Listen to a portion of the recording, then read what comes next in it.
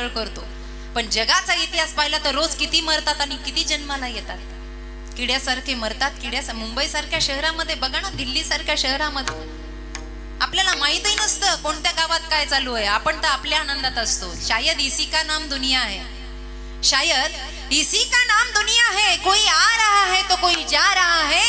एक जगह पे एक दूल्हा घोड़े पे बैठ रहा है तो दूसरी जगह किसी का जनाजा उठ रहा है. इसी का नाम तो दुनिया है. एकीकडे सुख है, एकीकडे दुःख आहे. कुणीतरी रडतं, कुणीतरी हसतं. कधी कधी एका ठिकाणी बारसं होत असतं तर कधी कधी 13व्याचा कार्यक्रम चालू असतो. आपल्याला माहित नसतं जगात किती दुःख भरलेलं आहे. पण जसा आला तसाच गेला. उपयोग काय आहे या जीवनाचा? काहीतरी आनंद घेण्यासाठी मानव देह आहे ना. नरदेह दुर्लभ जाना, शतवर्षाची गणना. महाराज म्हणतात ना, अतिशय दुर्लभ असणारा नरदेह आहे. या नरदेहाची घोंगडी, हे पांघरून, हे शरीर आपल्याला काहीतरी कर्तव्य परायणासाठी दिलेलं आहे की बाबा आतापर्यंत 84 लक्ष योनीमध्ये काही करता आलं नाही ना, आता तरी कर. बरोबर आहे की नाही? आता तरी कर. 40 वर्षाचा झाला, आता तरी माळ घाल. 60चा झाला, अरे आता तरी सोडून दे. म्हणून याच्यावरच अभंग आहे, आता तरी पुढे नका करू नाश, सकळांच्या पाया माझी दंडवत, आपुलाले चित्त. अरे आता तरी जाग्यावर सुधर ना बाबा. काही काही लोकांनी परमार्थाची व्याख्या थोडीशी उलट करून ठेवली. ते म्हणतात महाराज गळ्यात माळ आहे असं काय म्हणता तुम्ही, कपाळाला बुक्का आणि अजून सुधर म्हणता. कधी कधी असं वाटतं की खरंच आपण त्या रस्त्यावर आलोय. पण माऊलींची एक ओवी आठवा, झडझडोनी वाहिला निग ये भक्तीची वाटे लाग, जीवी पावसी अव्यंग निजधाम माझे. अर्जुना, माझ्या धामाची प्राप्ती करायची असेल ना तर झडझडोनी वाहिला निग. आणि दुसरं सांगितलं, ये भक्तीची वाटे लाग. जन्म व्यर्थ करायचा नाही ना, मग भक्तीच्या वाटेला लागायचं. महाराज गळ्यात माळ इतके वर्ष झाले, वारकरी पोशाख, कपाळाला गंध, अजून काय पाहिजे? अरे सगळं आहे, पण मन लागत नाही ना तुझं भजनात. कळतंय का? सगळी व्यवस्था आहे पण भजनात मन लागत नाही. काय करायचं? तिथं बसलेला असतं पण माकडासारखं नुसतं इकडं तिकडं बघ. आणि पुन्हा वरून आम्हाला म्हणणार काकडा करू करू वाकडा झालो महाराज. काकडा केला महिनाभर. एक बाई 4-5 दिवसापूर्वी आम्हाला भेटली. घरी गेलो चहा पाण्याला, साधी भोळी भाषा आपल्या लोकांची. चहा पाणी झालं, गळ्यात माळ दिसली. म्हणलं वा वा वा ताई, गळ्यात माळेवर का. तेवढ्यात नवरा आला बायकोचं कौतुक सांगायला. म्हणला महाराज साधं समजू नका, अख्खा काकडा हंती. म्हणला हंती? बरं झालं देवाचं डोकं फुटलं नाही. काकडा हंती म्हणल्यावर कसं आहे बघा. ते आम्ही करतो कमी आणि सांगतो जास्त, एवढीच आपल्यामध्ये गडबड झालीये बघा. डोंगरेजी महाराज आपल्या भागवतामध्ये सांगायचे, 2.5 मन बडबड से अच्छा है तोलावर आचरण करो. एवढं मोठं बोलल्यापेक्षा ना थोडं केलं पाहिजे, आणि केलं की ते मिळतं. विठ्ठल विठ्ठल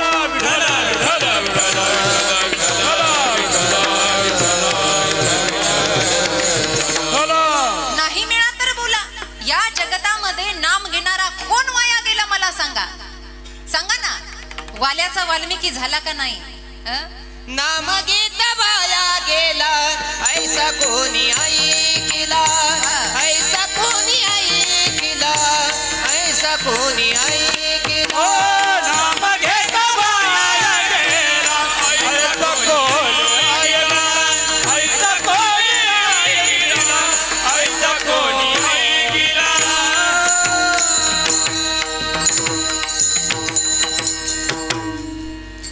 कोण वाया गेलं का बाबा? कोणताही व्रत, नाम भजन करणारा कधी वाया गेला का? नाही. पण त्यामध्येच जर भक्तिरस ओतला, भावरस ओतला, त्यामध्ये जर काही घटना परमार्थाच्या दृष्टीनं घडल्या.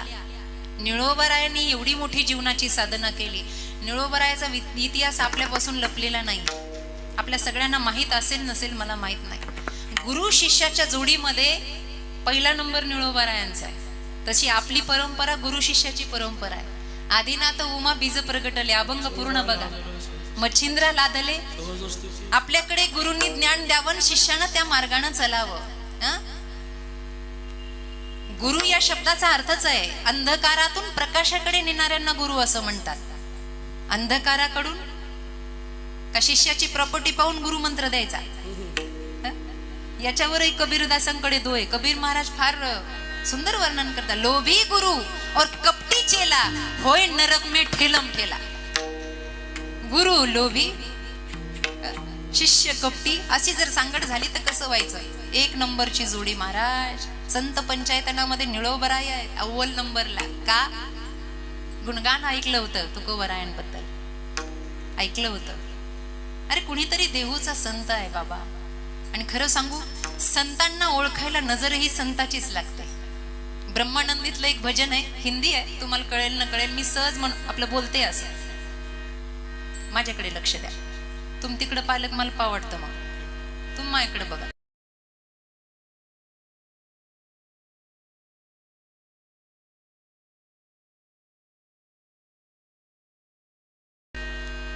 ब्रह्मानंदीतलं महाराज एक भजन आहे. हंस की गत तो हंस ही जाने, हंस की गत तो हंस ही जाने, क्या जाने वो कागरे तेरी अच्छी बनेगी. ते म्हणतात कावळ्याच्या दृष्टीवालेला संत कधी ओळखायलाच येत नाही. साधू ओळखण्यासाठी नजर सुद्धा साधूची असावी लागते. हृदयात थोडं तरी संतत्व असावं लागतं, तेव्हा संत कळतो. निळोबरा संताचा महिमा संताची जाणती, संताचा महिमा संताची जाणती, दुर्लभ यादाती आणि गाती, दुर्लभ यादाती आणि गाती.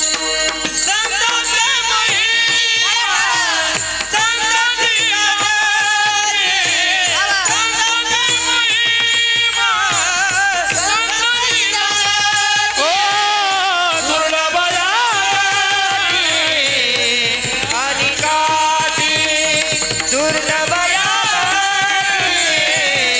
आणि गाती. संताचा महिमा संताची जाणती, संताचा महिमा संताची जाणती, दुर्लभ यादाती आणि गाती, दुर्लभ यादाती आणि गाती. संताची महिमा संताची जाणती, संताचा महिमा संताची जाणती, दुर्लभ यादाती दुर्लभ यादाती आणि गाती. संतांचा महिमा हे संत जाणतील बाबा. ज्याच्या मनात कपट भरलं, ज्याच्या नजरेमध्ये अंधकार भरला, तो संत ओळखू शकत नाही. कळतंय का. आपल्याकडे महाराज लोक दिसले की आता पद्धत निघाली महाराज लोकांच्या पाया पडायची. आणि ते उजव्या हाताने पडत नाही, डाव्या हाताने पडत आहे असं. आणि पुन्हा खिसा दाबून धरतोय. पडतं का काय. पडू दे की. आम्ही काय कुणाचे खात होतो, देव आम्हाला देतो. तुझ्या खिशातलं पडलं, आमच्या नशिबात असलं तर पडू दे. अरे येड्या, डाव्या हाताने पाय पडू नाही. जेवताना सुद्धा ताटाच्या समोर डावा हात आला की तो निषिद्ध मानला जातो. आमच्याकडे प्रमाण आहे, मस्तक हे पायावरी या वार करी संतांच्या. मस्तक ठेव. पण संतत्व हृदयातच नसेल तर ते प्रगट कसं. संतांचा महिमा संत जाणतात, हंसाचा महिमा हंस जाणतात. निळोबरायांपर्यंत ख्याती पोचली. तुकोबराय हे एक श्रेष्ठ आहेत, मला गुरु करायचे आहेत, बस बाकी माहित नाही. अट्टाहास धरला. गावातले लोक म्हणले निळा येडा झालायस का रे बाबा. झालं म्हणले, नशिबातून गेलं, आता बघू पुढच्या जन्मामध्ये. या जन्माचं पुण्य असेल तर पुढच्या जन्मात काही चांगलं. म्हणले का. अहो म्हणे महाराज वैकुंठाला गेले. असं कसं काय होईल म्हणले. मला अनुग्रह दिल्याशिवाय महाराज जाऊ शकत नाही, मला माहिती नाही म्हणले. अट्टाहास केला. गुरुनं एकपट अनुष्ठान केलं. अभंगाच्या वह्या काढण्यासाठी इंद्रायणी मातेच्या समोर गुरुनं एकपट अनुष्ठान केलं, पण दुप्पट अनुष्ठान निळोबारायांचं झालं. आणि अनुष्ठान मांडून बसले. बस काही माहिती नाही. आणि एकच ध्यास धरला महाराज, तुकाराम तुकाराम तुकाराम. नाही तुम्हाला देव आवडत ना तर निदान माऊली तरी म्हणत जा, तुकाराम तरी म्हणत जा. कारण महाराजांचंच म्हणणं आहे, पुण्यवंत व्हावे घेता सज्जनांची नावे, नेघे माझी वाचा तुटी महालाभ भोकासा. मनातली आडी काढून टाका, कपट काढून टाका. रोज दिवसभरात तुकाराम तुकाराम तुकाराम एवढं जरी झालं ना तर यमाचा बापही यम देव न्यायला येणार नाही महाराज. यमदूताचं सोडून द्या. नाम घेता कापे यम. एवढी मोठी सेवा आहे. भजन सुरू झालं, भजन कंठापर्यंत अवरुद्ध झाला प्राण. ज्या वेळेला खरा साधक साधनेला बसतो तेव्हा संकट देवाला पडतं, कोडं देवाला पडतं. आणि तुम्हाला काय वाटतं, भजन कीर्तन सुरू झाल्यानंतर वरचे देव हे 33 कोटी आहेत ना, यांच्या एवढा आगाऊ कोणी नाही. खाली कमी राजकारण असून एवढं वर आहे. कोणी भजनाला बसलं की त्याच्यामध्ये विघ्न कसं आणायचं या देवता इंद्र, चंद्र, सुरेश, दिनेश, महेश, गणेश, गण गंधर्व हे विघ्न करत असतात. तेव्हा निळोबरायांवरही खूप विघ्न आलं. पाऊस पडला असेल, ऊन लागला असेल, गरमी वाढली असेल, थंडी वाढली असेल, काय काय झालं असेल. तुम्हाला जर हे खरं वाटत नसेल ना, तर आजचं कीर्तन झाल्यावर आजपासून संकल्प करा, 6 महिने हरिपाठ घेतल्याशिवाय पाण्याचा घोट पिणार नाही. बघा, सुरुवातीचे 10-12 दिवस तापच येईल, सर्दीच होईल, घरातलं कोणीतरी मरण नाही तर कोणीतरी जन्माला येईल. हरिपाठ बंद पडण्यासाठी ते नटखट एवढा प्रयत्न करतात. पण देह जावो अथवा राहो, पांडुरंगी दृढ भाव, कुणी जन्माला येवो किंवा मरो, आमचा निष्ठावंत भाव आम्ही सोडणार नाही. त्याचं नाव वारकरी विठ्ठल विठ्ठल.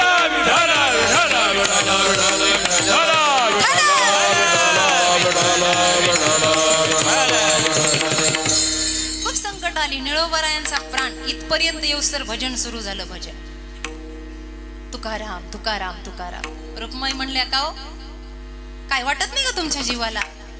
आई माय जेवढी बापाला खडसावते तेवढं कोणी खडसवू शकत नाही. आपली माय, बायको जेवढं खडसावते ना, बायको. तुमचं कसं आहे? बरं चाललंय ना तुमचं? बळच माना हली ते बळच घरच्या बसलेले काय ना इथं जेवढं. रुक्माई म्हणले, का हो काही वाटत नाही मनाला? अहो निळा प्राण अवरुद्ध झाला, कंठ अवरुद्ध झाला, अजून किती वाट पाहणार आहे, किती परीक्षा घेणार आहे लेकराची? जा ना, दर्शन द्यायला काही वाटत नाही का तुमच्या मनाला? जा. आणि चरित्र असं सांगतं, पांडुरंग परमात्मा आले, महाराज आले आणि आले निळोबरा असे ध्यान अवस्थेमध्ये, ध्यान अवस्थेन ततगतेन मनसा बसलेले आहेत महाराज. आणि पांडुरंग परमात्म्यानं आवाज दिला, निळा, ए निळा, ए निळोबा. अगदी शांत, डोळे उघडले आणि जणू काही काही घडलंच नाही. देवाकडे पाहता काय, पहिल्यांदा देवाला धक्का बसला. मला पाहतोय काय म्हणताय? अरे मला पाहिल्यावर भले भले येडे झाले बाबा, हे काय म्हणताय? काय? अरे मी देव, मग? अरे मी पांडुरंग अशी, अरे मी विठ्ठल, मग? अरे आलोय ना, बोलवलं कुणी? तुझं लागी बोलावेल कोणी, तुझं लागी बोलावेल कोणी, तुझं लागी बोलावेल कोणी, तुझं लागी बोलावेल कोणी, तुझं लागी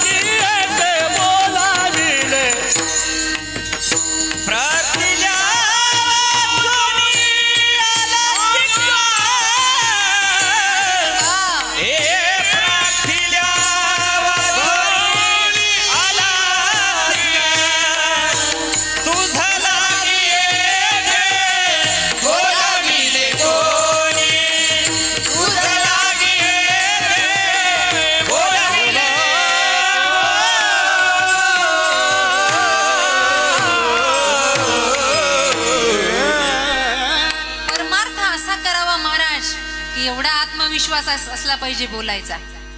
जगाच्या बापाला असं बोल, तुझं लागे येथे बोलाविले कुणी, प्रार्थिले वाचून आलासी का. मी विठ्ठल म्हणलोय एवढ्या दिवसात, म्हणलोय का? देव म्हणलं नाही. पांडुरंग म्हणलोय, म्हणले नाही. हरी म्हणलोय, म्हणले नाही. मग आला कशाला? तुला काय पत्रिका पाठवली देवा? प्रार्थिले वाचून आलासी का. याला म्हणतात निष्ठा साधनेवरची. अरे मी आलोय ना बाबा, मी माझ्या गुरुजींना बोलवलंय, माझ्या गुरु महाराजांना बोलवलंय. कोण आहे तुझा गुरु? नाव ऐकलं नाही देवा? बैरायस तुकाराम महाराज. एवढी परिपक्व अखंड भक्तीची तत्वधारा होती निळोबारायांची की स्वतः पांडुरंगाला तुकोबारायांना अनुग्रहित करण्यासाठी पाठवून द्यावं लागलं. ते हे निळोबाराय आहे. का त्यांना उपदेश करण्याचा अधिकार नसावा? आपल्यासारखं भजन नव्हतं, उगं चाललंय म्हणून चाललंय. देवपूजा करता का? करतो ना. करता ना? हो करतो. आमचा बाप पाणी ओतीत होता, आम्ही ओततो. बाकी काय आम्हाला घेणं देणं नाही. त्यांनी केलं, त्यांचं पाहिलं, आम्ही केलं. बाकी माहित नाही काय. ते पाहिलं डोळ्याने, हो ते करत आले म्हणून. आमचा बाप फोटोच्या पाया आम्ही पडतो. असं नाही चालत. पंढरपूरला एक जण गेला म्हणे, घरात किरकिर झाली, पळून गेला. आपले 4 कपडे घेतले, आंघोळ करायची म्हणून तांब्या घेतला आणि गेला महाराज पंढरपूरला. गेल्यानंतर तिथं गेला.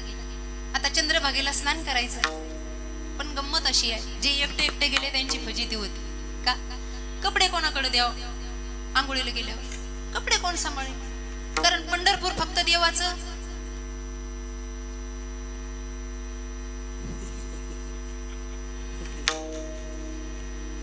कसं काय विश्वास ठेवा? कुणावर का कुणाजवळ कपडे द्यावे? आणि ते पळून गेलं म्हणजे नाही. तिथं जीव अडकायची सवय लागली आपल्याला. घरी ढेकभर कपडे, पण पंढरपूरला गेल्यावर कपड्याचा मोह. काखेत दाबून धरावं. किती वेळ आंघोळीला जायचंय, काय करायचं महाराज? मग एक युक्ती सुचली. रिकाम्या वेळात नाही ते युक्त्या माणसाला कशा सुचतात कुणास ठाऊक. खड्ड खांदलं, खड्ड, आणि त्याच्यात कपडे टाकले. खड्ड खांदलं, कपडे टाकले आणि जमीन भुई सपाट केली. मागचे दिंडीकरी काही येणार होते, ते पाहत होते याचा पराक्रम काय चाललंय म्हणून. जमीन अशी साफ केली आणि पुढे 4 पावलं गेल्या आणि पुन्हा मागं वळून पाहिलं. म्हणलं कुठं असेल, कुठं ठेवले लक्षात नाही आलं. मग दगड ठेव. बरं इथं 1000 दगड पडलेले, माझा दगड कोणचा? मग त्याच्यापेक्षा हातातला तांब्या ठेवलेला बरा. पण तांब्या तरी असा कसा ठेवा? तांब्या नेला म्हणजे लय हुशार. तांब्या पालथा घातला आणि त्याच्या भोवती अशी माती सारली, महादेवाच्या पिंडीसारखा आकार दिला. ती दिसायला लागली महादेवाची पिंड. आता लांबून येईनी पराक्रम पाहिलेला होता. आणि हे गेले येडा आंघोळीला. मागचे 1,500 आले दिंडीवाले. आणि ते म्हणले हे काय तरी करत होतं, म्हणजे इथे आंघोळ करायच्या आधी महादेवाची पिंड करायची प्रथा आहे. प्रत्येकाने आपापला तांब्यान ग्लास काढला, असा पालथा घातला, महादेवाची केली पिंड. आंघोळून आल्यावर सापडे असतील का कपडे? जे पुढच्यानं केलं ते मागच्यानं करायचं. अरे केलं म्हणून करू नका, अंतरंगात प्रेम आहे म्हणून करा, तर जीवन सफल. अंतरंगात प्रेम असावं, त्याच्याबद्दल भाव असावा. अंतकराचं मल विक्षेप आवरण निघून जावं. गवळण म्हणते की नाही, हरी या माझे मंदिरी, नाही कोणी दुसरे घरी, काम भ्रतार गेला दुरी. नाथ महाराजांचा नवरात्रातला रोडगा प्रकरण आहे. रोडगा सत्वर पावगे मला भवानी आई रोडगा. त्याच्यात फारच भारी सांगितले. सासरा माझा गावी गेला, तिकडेच खपवी त्याला. तो अभंग, रोडग्याचा अभंग पूर्ण बघा. तर मी शेवटी सांगितलं, एका जनार्दनी सगळेच जाऊ दे, मोकळी कर ग, किंवा एकटी राहू दे मला भवानी आई रोडगा. एकटं राहिल्याशिवाय, मन शुद्ध केल्याशिवाय परमार्थ साधता येत नाही. संतांचं हे सिद्धीला गेलं, म्हणून उपदेश करण्याचा अधिकार त्यांना आहे. विठ्ठल विठ्ठल.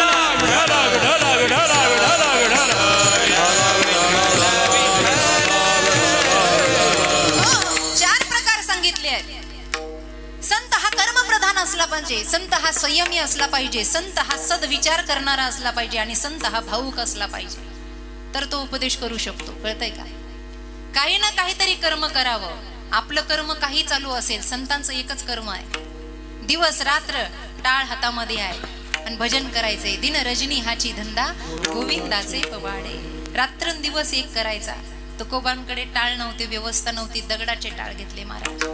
चिखली टाळगावचं प्रमाण आहे आपल्या समोर. आणि दगडाच्या टाळात सुद्धा एवढा आनंद होता. मौन का धरिले तुम्ही, सांगा पांडुरंग. मौन का धरी रे तुम्ही, सांगा सांगा पांडुरंगा मौन का धरी रे तुम्ही सांगा पांडुरंगा हो मौन का धरिले तुम्ही सांगा पांडुरंग मौन का धरिले तुम्ही सांगा पांडुरंगा तुकोबाची अमृतवाणी देवाजीच्या पडता कानी तुकोबाची अमृतवाणी देवाजीच्या पडता कानी दगडाच्या टाळामधून गायले अभंग ए गायले गायले अभंग दगडाच्या टाळामधून गायले अभंग पांडू मौन का धरी धरिले तुम्ही सांगा पांडुरंगा मौन का धरी रे तुम्ही सांगा पांडुरंगा सांगा पांडुरंगा फरक बघा फरक. आता किती सुव्यवस्था आहे, आता किती अनुकूल व्यवस्था आहे. भजन करायला बसलं आणि वारकरी घराण्यातली सूनबाई आणली तर गरम गरम चहा देते, भाकरी करून देते, नाश्ता पाणी करून देते. मामांजी भजन करताय, अनुकूलता किती वाढली. एक दोन अभंग पाठ असले न आपल्या पायात वाणा असल्या तरी लोक डोकं ठेवतात, महाराज राहू द्या म्हणतात, पाया पडू द्या. किती अनुकूलता आहे. टाळ नीट नव्हते वाजायला, दगडाचे टाळ केले तुकोबरायांनी, भजन सिद्ध केलं हो. भजन सिद्ध केलं. आणि काही नव्हतं, काय लोक मानत होती का, ए तुक्या तुक्या तुक्या म्हणून चिडवायचे महाराज. कर्मप्रधान, पण आपलं भजन, आपला कर्म, आपला सिद्धांत महाराजांनी नाही सोडला. काही होऊ दे तिकडे, लोकांना काय, लोक नावं ठेवत असतात. आतापर्यंत लोकांनी कुणाला सोडलं, जानकी मातेला सोडलं नाही, ती एवढी पवित्र आहे. त्या दुनिया जन भक्ती करा हो त्या दुनिया जन भक्ती करा हो दुनिया जन भक्ती करा दुनिया जन भक्ती करा तुका म्हणे आता ऐका वचन तुका म्हणे आता ऐका वचन त्या दुनिया जन भक्ती करा हो त्या दुनिया जन भक्ती करा दुःख म्हणे आला ऐका वचन दुःख म्हणे आला ऐका वचन त्या दुनिया जन भक्ती करा त्या दुनिया जन भक्ती करा तुका म्हणे जन केले प्रकाराचे 3, राजस, सत्व, तामस. हे नाव ठेवायलाच असतेत महाराज, ठेवू द्या. अतिशय प्रतिकूल अवस्थेत तुकोबांचा परमार्थ झाला, कळतंय का. आणि इथं आता अनुकूल अवस्थेत सप्त्यात नाव नाही घेतलं तर महिनाभर फुगून बसतंय. एवढंच नाही, काही काही गावचे सप्ते बंद पडलेत. राग येऊ द्या आला तर मला फरक नाही पडत. कधी कधी जर कीर्तनाला गेलं एखाद्या दिवशी, जर आम्ही म्हणलो ना का गावचा सप्ताह नाही का यंदा, चुलीत गेला म्हणे तुमचा सप्ताह, बोला का याचं नाव नाही घेतलं म्हणून. अरे असं आहे, एवढी अनुकूलता असून आपल्याला नीट भजन करता येत नाही. त्यांनी प्रतिकूलतेत कसा परमार्थ साधला असेल. म्हणून संत हे कर्म सोडलं नाही, संतांनी भजन सोडलं नाही. दुसरा सिद्धांत, संतांकडे संयम आहे. संयमाशिवाय संतांचं जीवन नाही. एका दिवशीचा उपवास असू द्या आपल्याला, एकादशीचा उपवास, एखादा दिवस उपवास आणि बाकीच्या याला उपवास नाही. आणि अशी भूक लागलेली लवकर किलोभर तर खिचडी खातेत काय काय लोक, काय माझ्या बापाची खातेत पण खातेत. आणि मग जेवणाऱ्याने त्यांना सहज विचारावं, या ना जेवायला, अक्कल आहे का, अक्कल आहे. वारकरी येत आम्ही, म्हणजे एवढं तापतं की त्याला एक दिवसाचा उपवास सुद्धा सहन होत नाही. तुटला ना संयम. संत संयमी आहे. जर देव संयमी आहे तर संत संयम. एक प्रमाण सांगते तुम्हाला, तुलसीदासांच्या रामायणातलं. हे प्रमाण अध्यात्म रामायणात आलं, भावार्थ रामायणामध्ये आलं, जुन्या जाणत्या मंडळींना माहित असत. ज्या वेळेला रावणाने हरण केलं जानकी मातेचं, संयम, हरण झालं. हरण झाल्यानंतर जटायू पक्षी आला, मग त्याचे ते पंख कापले रावणानं, जटायू धारा तेथी कोसळला. माई जानकी या विमानामध्ये बसल्या आणि मी या रस्त्यानं गेले, हे भगवंताला प्रमाण देण्यासाठी. आता तो देवच होता, त्रिकाळ ज्ञानी होता, पण बाईचा स्वभाव, स्त्री स्वभाव इथं जानकी मातेचा स्त्री स्वभाव आहे. बाहेर जर जायचं असेल तर आपलं महिला मंडळ लहान लेकराला, ए तुझ्या बापाला तर सांग बरं का त्याला मी इकडे गेले म्हणून. आता अख्खं गाव हुडकीत बसून कुठं गेले, कुठं गेले, कुठं गेले. स्त्री स्वभाव प्रगटला. प्रभू राम हे देव आहेत. थोडा वेळ विसर पडला जानकी मातेला आणि त्यांनी काय केलं, स्वतःच्या अंगावरचे जे आभूषण होते, संयम सांगते, ते आभूषण टाकायला सुरुवात केली. आता काही लोक म्हणतात महाराज ते तर वनवासाला गेलते, मग आभूषण कुठून आले. लक्षात ठेवा, वनवास हा रामचंद्रांना होता, जानकी मातेला नाही. 14 वर्षाचा वनवास प्रभू रामचंद्रांनी स्वीकारला होता, पण पतिव्रता धर्म म्हणून वैराग्याचे कपडे धारण केलते, पण सौभाग्याचं मंगळसूत्र वगैरे सगळे आभूषण होते, 16 अलंकार विभूषित होत्या जानकी माता. आणि म्हणून त्या विमानातून जाताना मी या रस्त्यानं चालले, भगवंताला कळावं म्हणून माथ्याची बिंदी टाकली, कुठे नाकातली ती मोरणी नचणी टाकली, कुठे गळ्यातला तो हार टाकला, कुठे कमरातला तो मेखला टाकला, कुठे पायातलं पैंजण टाकलं, कुठे जोडवे, अशी आभूषण टाकत टाकत त्या गेल्या. गंमत अशी झाली, त्या मायावी मारीच्याला मारल्यानंतर हे पंचवटीत आले, शोक सुरू झाला, संयम सांगते. आणि हे सगळं करत करत हे प्रवासाला निघाले, सीता शोधासाठी निघाले. निघाल्यानंतर बरोबर काही वेळानं जानकी मातेच्या माथ्यावरची बिंदी प्रभू रामचंद्रांना दिसली. आणि बिंदी दिसल्यानंतर भगवंतांना ती उचलली आणि भैया लक्ष्मणाला विचारलं, लक्ष्मणा ही तुझ्या वहिनीचीच का रे. तो म्हणला, दादा मला नाही माहिती. ठीक आहे. अर्धा किलोमीटर आजच्या अनुमानानुसार थोडस निमिष, थोडीशी पावलं पुढे गेले, कंगण दिसले सोन्याचे. लक्ष्मणा तुझ्या आईचेच, तुझ्या वहिनीचंच का रे. कारण लक्ष्मण मोठ्या भाऊजाईला आई समान मानत होते. दादा माहित नाही. आणखी पुढे गेल्यावर कमराचा कंबरपट्टा गळून पडलेला होता, टाकलेला होता, तो घेतला. लक्ष्मणा हे तरी ठाऊक आहे का रे. नाही दादा मला काहीच माहिती नाही, हे मी नाही ओळखत. आणि पुढे गेल्यानंतर पायातले पैंजण होते, प्रभू रामचंद्रांनी ते हातात घेतले आणि विचारलं, लक्ष्मणा हे तरी ओळखतोस का. लक्ष्मण म्हणला, दादा हे माझ्या आईचेच पैंजण आहेत. लक्ष्मणा पायातलं ओळखलं, गळ्यातलं नाही. दादा जेव्हापासून विवाह करून आई घरात आल्या अजून तोंड पाहिलं नाही. हा संयम आहे महाराज संतांचा. अजून तोंड, फक्त चरणाची सेवा. आमचं लक्ष फक्त चरणाकडे, तोंडाकडे नंतर. हे संतांचा संयम आहे. हे संत संयमी. म्हणून तर आता कोठे धावे म्हण तुझे चरण देखलिया. त्या चरणांना पाहून, चरण का आपल्या पायाला पाय म्हणतात, देवाच्या पायाला चरण का म्हणतात, त्याचं आचरण चांगलं आहे म्हणून त्याचे पाय चरण आहेत. विठ्ठल विठ्ठल